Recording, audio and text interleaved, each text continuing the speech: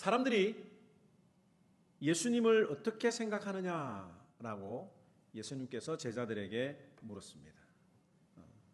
예수님이 그 사람들의 관심, 사람들의 어떤 생각이 궁금해서 그런 것이 아니라 그 사람들의 생각들을 통해서 제자들 너희들은 어떻게 생각하느냐라고 하는 질문을 던지기 위해서 사람들은 어떻게 생각하느냐, 그리고 제자들인 너희들은 나를 어떻게 생각하느냐라는 질문을 던진 것이 오늘 본문의 내용입니다.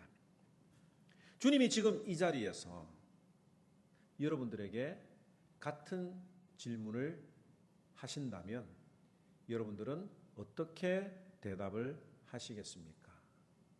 너는 나를 무엇라 어떻게 생각하느냐, 누구라 생각하느냐라는 질문 앞에 여러분들은 어떤 대답을 할 수가 있습니까?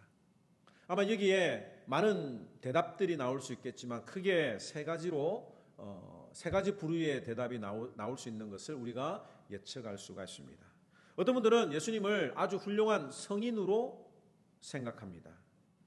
예수님의 훌륭한 가르침은 사람들에게 영향을 끼쳤고, 또 예수님의 삶을 보면 가난하고 소외된 자들의 친구가 되어주셨다. 그렇다면 우리가 예수님의 그 가르침과 삶을 따라서 가난한 사람들을 돕고 소외된 자들을 돕는 것이 참 좋은 일 아닌가라는 그런 생각을 할 수가 있는 거죠. 예수님의 가르침과 예수님이 걸어가셨던 그 걸음은 참 우리가 본받을 만하다라고 하는 인간적인 예수 그리스도의 모습을 떠올릴 수가 있습니다. 간디 같은 사람은 크리스찬은 아니지만 예수님께서 산상수훈에서 뭐라고 말씀을 하셨습니까? 오른뺨을 때리면 왼뺨도 내어주라고 하는 그 말씀에 감동을 받아서 인도의 독립운동을 할 때에 예수님의 그 비폭력주의, 이 산상수훈의 내용을 가슴에 새기고 나도 오른뺨을 때리면 왼뺨을 내어주겠다라고 하는 어떤 그런 마음으로 비폭력적으로 독립운동을 했던 것이 유명하기도 합니다. 또 두 번째 부류의 사람들은 예수님을 훌륭한 선지자 중에 한 사람이라고 생각을 합니다. 오늘 본문에 많은 유대인들이 예수님을 세례 요한이나 엘리야나 혹은 예레미야 같은 선지자 중에 한 사람이라고 생각한다고 말을 했죠. 오늘날에 누가 이 예수님을 선지자 중에 한 사람이라고 생각을 합니까? 그 대표적인 종교가 이슬람이에요. 이슬람은 이 예수님을 예수님 뒤에 올 선지자 무함마드를 알리기 위한 선지자라고 생각을 합니다. 그러니까 세례 요한이 예수님을 위한 선지자라고 우리는 신약 성경에 말을 하고 있잖아요. 그런데 이 이슬람에서는 예수님을 무함마드를 알리기 위해서 왔던 선지자 중에 한 사람으로 생각을 합니다. 우리가 이런 분들은 없겠지만 이슬람을 오해하는 것 중에 하나가 뭐냐면 이슬람의 알라와 구약 성경의 하나님은 같은 분이다라고 생각을 하는 분들이 종종 있을 수가 있습니다. 왜냐하면 둘 다 똑같은 아브라함의 종교, 아브라함에게서부터 나온 종교라고 생각을 하고 구약의 내용과 상당히 비슷한 부분이 많기 때문에 이슬람도 기독교나 똑같지 않느냐라고 생각을 하는 그런 분들이 있는데 사실은 그렇지 않습니다. 하나님과 알라는 전혀 다른 신이고 또 아브라함이 구약 성경을 보면 사우디 쪽으로 메카나 메디나나 그쪽 지역으로 내려간 적이 없는데도 불구하고 꾸란에서는 아브라함이 내려와서 계시를 받고 이런 어떤 이야기를 하기 때문에 구약에서 나오는 내용이 비슷한 내용들이 나오긴 하나 우리가 믿는 구약과도 전혀 다른 알라와 하나님은 전혀 다른 신이라고 하는 것을 우리가 생각을 해야 합니다. 아무튼 예수님을 선지자 중에 하나로 생각하는 사람들이 있고 또 마지막으로 세상 사람들은 어떻게 생각을 하느냐면 이 예수님에 대해서 굉장히 악의적이고 적대적인 감정을 가지고 있는 부류들이 있습니다. 예수님을 비판하고 저주하지요. 왜 예수님이 싫은가라고 하는 그 이유를 살펴보면 감히 예수님이 자기 자신을 하나님의 아들이라고 선언했기 때문입니다. 실제로 유대인들은 이 예수님을 죽였던 그 죄목으로 무엇을 선택을 했느냐면 신성모독죄예요. 예수님이 하나님을 모독했다. 어떻게 인간이 하나님의 아들이라고 주장할 수 있느냐라고 하는 그 신성모독을 가지고 긁어넘어졌고 빌라도에게 십자가에 못 박으라고 요청을 했던 것입니다. 이 최근에 일어난 사건, 한 2주 전에 일어난 사건인데요. 잘 보이시는지 모르겠습니다. 예수님의 그 동상이, 십자가에 달려있던 그 예수님의 동상을 끌어내려서 이스라엘 방위군이 레바논에 들어가서 레바논에 있던 그 예수님의 동상을 내려가지고 망치로 깨뜨리는 장면이 실제 뉴스에 나왔고, 이스라엘에서도 이게 사실이었다. 그런데 이 병사의 행동은 자기들과 무관하다라고 하는 그런 입장을 내세웠지만, 사실은 이 정통 유대인들이 예수 그리스도를 어떻게 생각하는지를 보여주는 어떤 그런 좋은 예라고 볼 수가 있습니다. 사실 한국 교회는 이 이스라엘에 대해서 굉장히 호의적인 감정이 있어요. 왠지 이스라엘하고는 영적으로 비슷하다고 생각을 하는 경우들이 있습니다. 하나님이 특별히 사랑하시고 선택하신 민족이기 때문에 같은 하나님을 믿는다는 그런 입장에서 같은 신앙을 가지고 있는 것처럼 느껴지는 거예요. 게다가 우리는 영적인 이스라엘이다라고 하는 그런 표현을 우리가 듣잖아요. 그러다 보니까 같은 이스라엘 민족을 옹호하고 동호하기도 합니다. 그래서 종종 기독교 집회에 보면 이스라엘 국기를 들고 참여하는 것을 볼 수가 있는데, 사실 엄밀하게 말하면 가장 예수 그리스도를 싫어하는 종교가 유대교라고 하는 점입니다.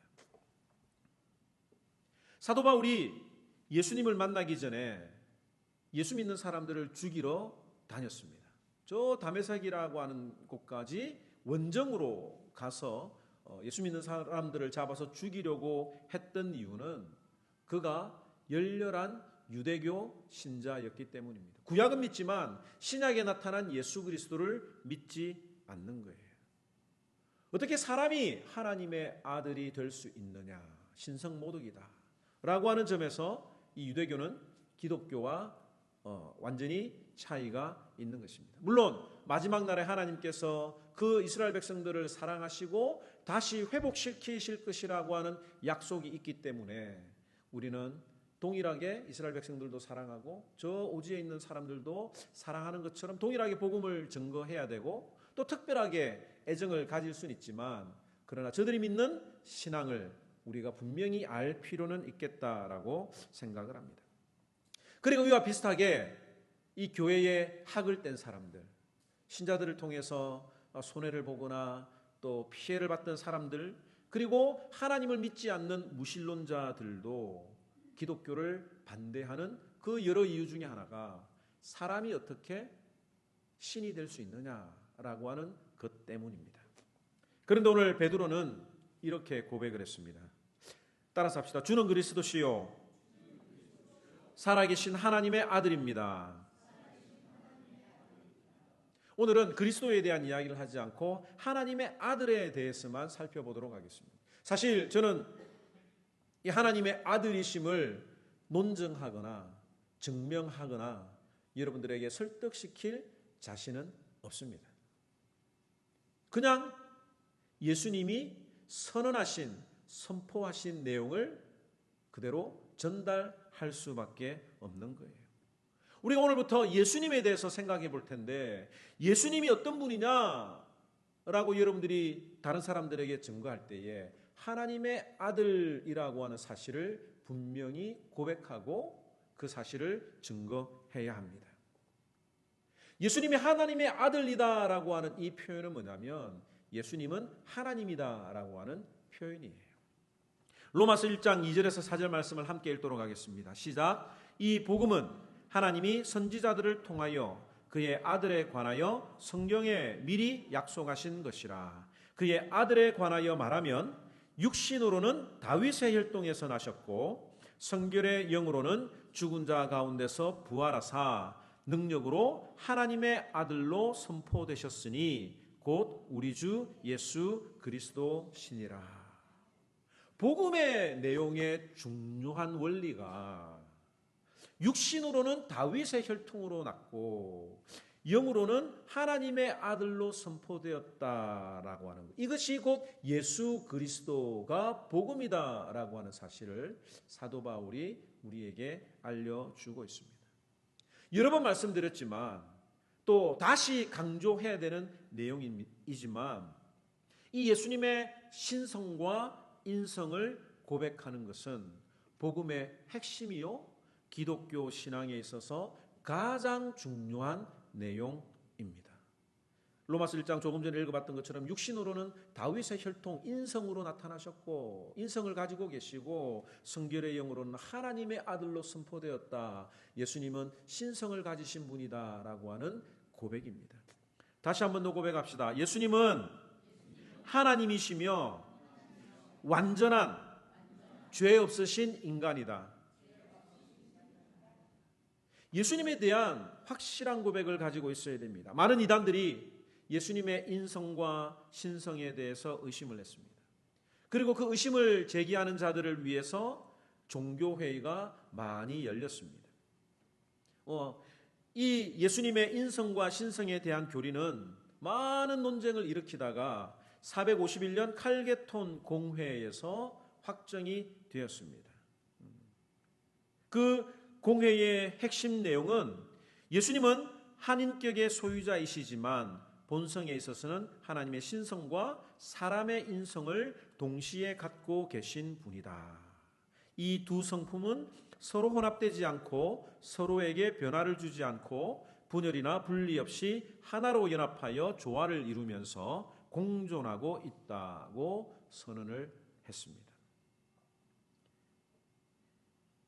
한인격 안에 두 본성이 공존한다라고 하는 이것이 참 믿어지지 않는 일이지만 그럼에도 불구하고 완전 무오한 하나님의 말씀이라고 하는 것만큼 신비에 속하다고 하는 것을 우리가 인정해야 합니다. 성경적인 증거를 가지고 예수님이 하나님의 아들이심을 증거해도 설명해도 잘 이해가 안 될 수가 있어요. 성경을 잘 알고 또 오랫동안 신앙생활, 교회 생활을 한 사람이라도 안 믿어질 수도 있습니다. 사실 우리들 중에도 이 내용 때문에 고민을 하고 있는 분들이 있을지도 모르겠습니다. 예수님이 오셔서 지금 이 자리에서 설명을 하셔도 그게 안 믿어질 수가 있어요. 왜냐하면 이 진리는 이해로 되는 것이 아닙니다. 노력하고 연구하고 논문을 써서 되는 게 아니에요. 오랫동안 신앙 연륜이 쌓여야 되는 것이 아닙니다. 이것은 하나님께서 지혜를 주셔야 가능해지는 겁니다. 오늘 그 뒤에 있는 말씀 마태복음 16장 17절 말씀 함께 읽도록 하겠습니다. 시작. 예수께서 대답하여 이르시되 바요나 시몬아 내가 복이 있도다. 이를 너에게 알게 한 이는 혈육이 아니요 하늘에 계신 내 아버지시니라. 이 혈육이 아니요라고 하는 이 말은 인간적인 방법이 아니고 하늘에 계신 아버지께서 너에게 이 진리를 알게 하셨다. 그게 참 복되다라고 하는 말씀을 예수님께서 하셨습니다.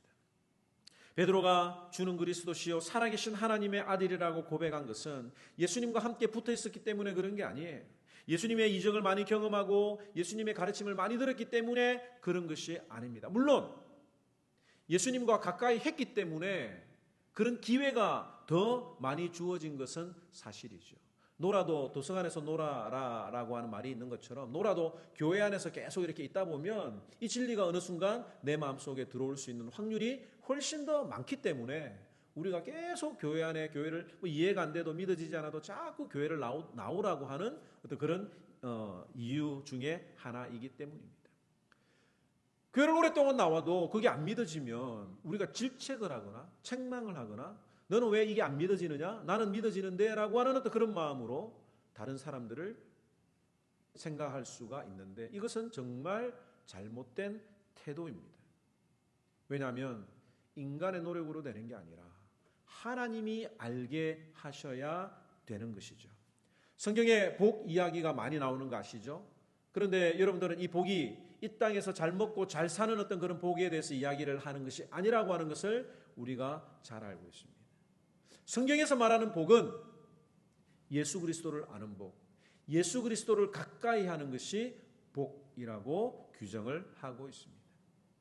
그 복 대신 예수 그리스도를 따라가 보면 세상적인 복이 따라오는 것은 그건 당연한 일이지만 그 따라오는 복을 가지고 복 받았다라고 해서는 안 된다라고 하는 것 우리가 잘 알고 있죠.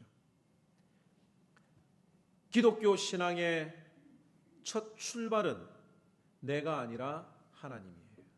어떤 사람들은 호모사피엔스 때부터 이 하나님을 신을 만들어내기 시작했다라고 하는 것, 그 신을 만들어내는 이것이 많은 사람들과 공유를 하게 되면서 큰 힘을 갖추어서 나라들을 정복하고 나라들을 세우고 또 피조물들을 다른 동물들을 지배할 수 있었다라고 주장을 하지만 성경이 말하는 하나님은 먼저 우리를 사랑하시고 하나님 자신을 보여주시고 우리에게 은혜를 주셨기 때문에 우리가 믿게 되는 것입니다.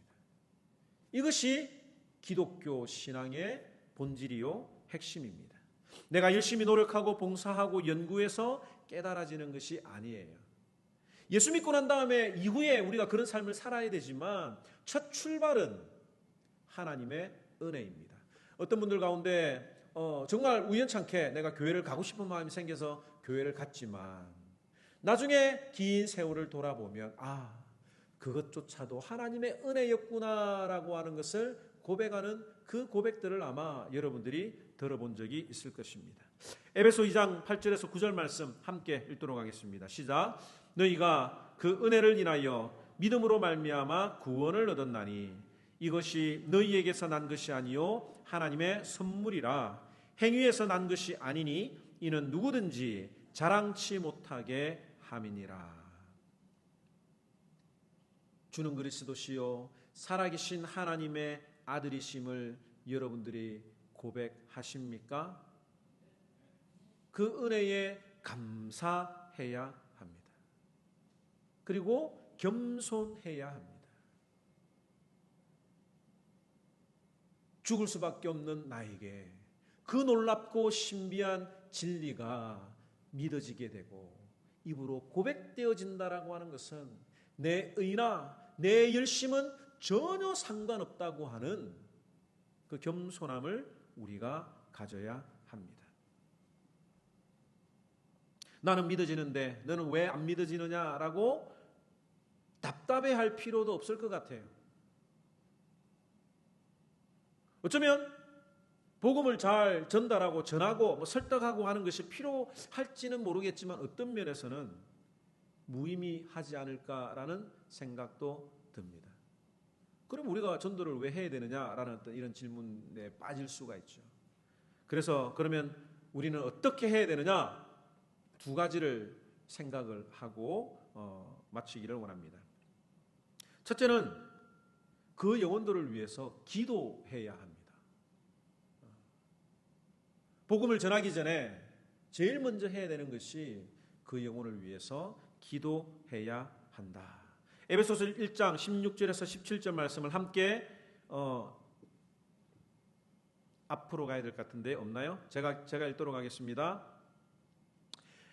내가 기도할 때에 기억하며 너희로 말미암아 감사하기를 그치지 아니하고 우리 주 예수 그리스도의 하나님 영광의 아버지께서 지혜와 계시의 영을 너희에게 주사 하나님을 알게 하시고 내가 기도할 때에 기억하며 너희에게 예수 그리스도의 하나님 영광의 아버지께서 따라서 합시다. 지혜와 계시의 영을 주시옵소서.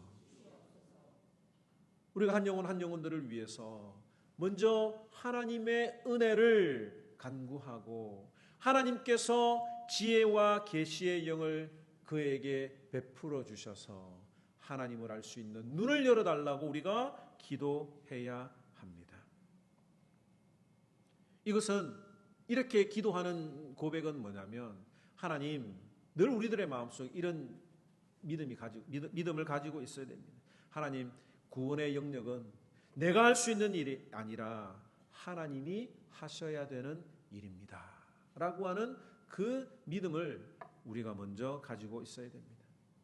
간절하게 애통하는 마음으로 기도하고 열심히 노력해야 되지만, 그러나 그 근본 마음속에는 이 일은 하나님이 하셔야 된다라고 하는 믿음을 가지고 있어야 합니다.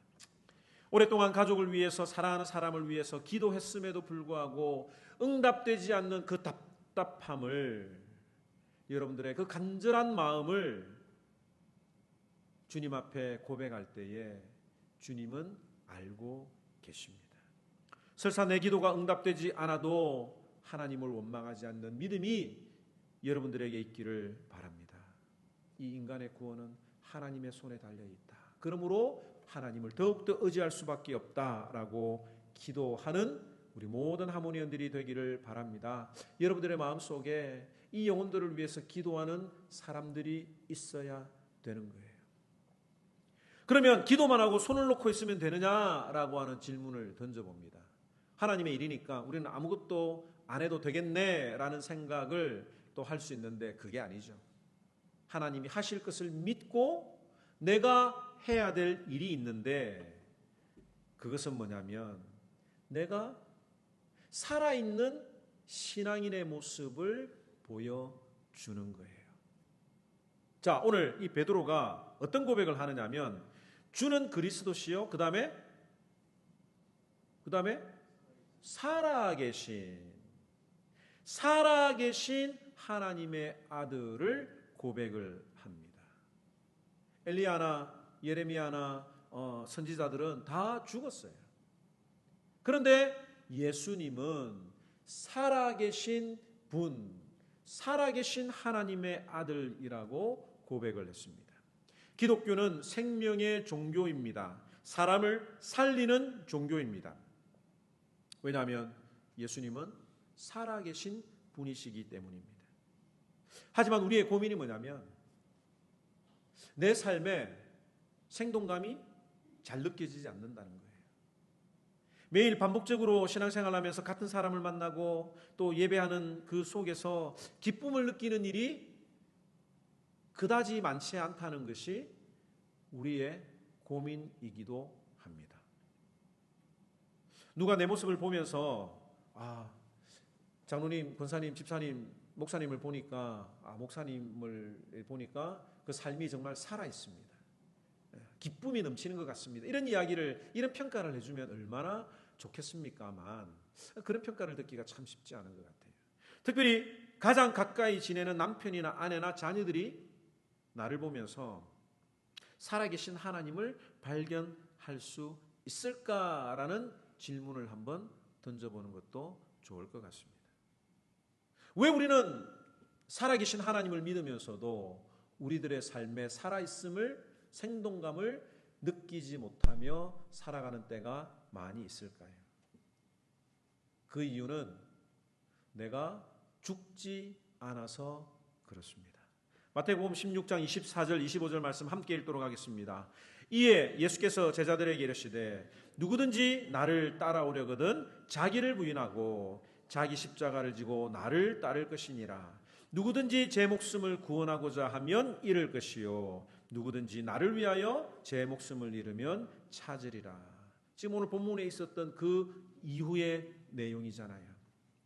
목숨을 구원하고자 하는 자는 잃을 것이요 생명력을 잃을 것이요 누구든지 나를 위하여, 예수님을 위하여 죽으면 열매를 맺을 것이다.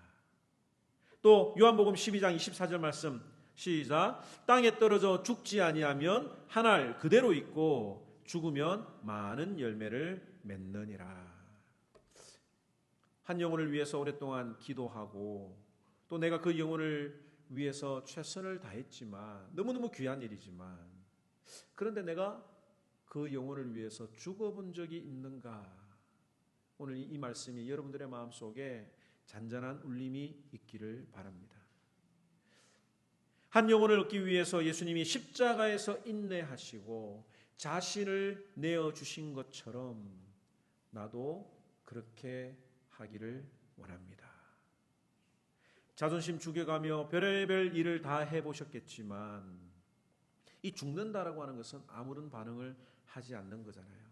상대방의 기분이나 도발에도 아무런 감정으로 반응하지 않는 것이 얼마나 힘이 듭니까? 무시하는 게 아니라 사랑으로 인내하는 것이지요. 하나님이 그 마음을 열어주실 때까지 인내하는 것이 참으로 어려운 일인데 내가 죽지 않고 반응해 버리면 오히려 그들의 마음이 더 열리지 않을 수도 있겠다는 생각을 하게 됩니다. 갈라디아서 2장 20절 말씀, 너무나도 잘 알고 있는 말씀인데 우리가 매일마다 이러한 삶을 살기 원합니다라는 마음으로 함께 읽도록 하겠습니다. 내가 그리스도와 함께 십자가에 못 박혔나니 그런즉 이제는 내가 사는 것이 아니요 오직 내 안에 그리스도께서 사는 것이라. 이제 내가 육체 가운데 사는 것은 나를 사랑하사 나를 위하여 자기 자신을 보내신 하나님의 아들을 믿는 믿음 안에서 사는 것이니라. 나는 주님과 함께 십자가에 죽었고 그리스도가 내 안에 계심을 믿고 사는 것이 하나님의 아들 예수 그리스도를 믿는 믿음 안에서 사는 것이라고 바울은 고백을 합니다. 오늘 이 말씀, 예수님은 살아계신 하나님의 아들이다. 이것이 믿어진다면 매일매일마다 감사하며 하나님의 은혜임을 고백하는 저와 여러분들이 되기를 바랍니다. 죽을 수밖에 없는 내가, 정말 무식하고 고집스럽고 나만을 생각할 수밖에 없는 내가 이 놀라운 진리를 깨달을 수 있다는 것, 하나님의 은혜입니다. 그리고 그 살아계신 하나님의 아들의 능력이 내 삶을 통해서도 나타나기를 원한다면 매일매일마다 자기 십자가를 지고 내 생각을 죽이고 내 계획을 먼저 앞세우지 말고 내 자존심을 말씀보다 먼저 앞세우지 아니하고 한 영혼을 사랑하신 주님처럼 다른 영혼을 사랑하며 살아갈 때에, 죽을 때에, 그때마다 주님이 부활하셔서 영광을 보여주신 것처럼 우리도 생명력 있는 삶을 살아갈 수 있음을 고백하는 저와 여러분들이 되기를 주님의 이름으로 축원합니다.